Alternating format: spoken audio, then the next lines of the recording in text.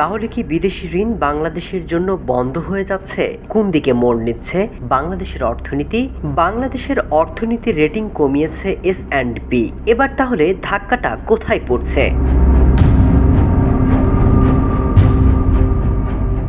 মূল্যস্ফীতি সহ নানা সংকটে অর্থনীতির সূচকগুলো চাপে থাকার মধ্যে কোটা সংস্কার আন্দোলনের সংঘাতে ব্যবসা বাণিজ্যে অচলাবস্থা ধাক্কা হয়ে এসেছে অর্থনীতিতে।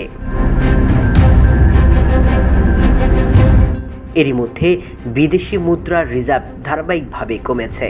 সেই বিবেচনায় বাংলাদেশের রেটিং ঋণমান আবারও কমানো হয়েছে। একেবারে সোজা কথায় যদি বলি তাহলে ঋণমান কমার অর্থ হলো বাইরের দেশ থেকে ঋণ পাওয়ার সক্ষমতা কমে যাওয়া।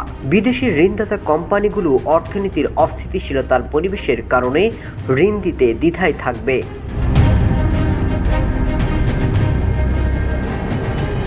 চলতি বছরের জুন মাসের শেষে বাংলাদেশের রিজার্ভ ছিল $21.78 বিলিয়ন।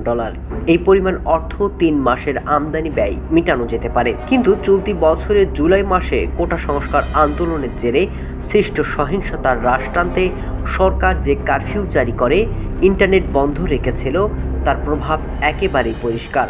অর্থনৈতিক ক্ষয়ক্ষতির পরিমাণ $10 বিলিয়ন বা $1000 কোটি হতে পারে।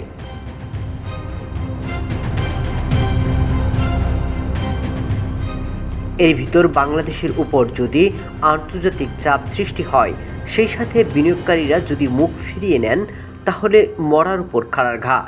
যদিও বিশ্লেষকরা বলছেন এর ফল পেতে সময় লাগবে, ফলে তার প্রভাব অনুভূত হবে খুব ধীরে ধীরে।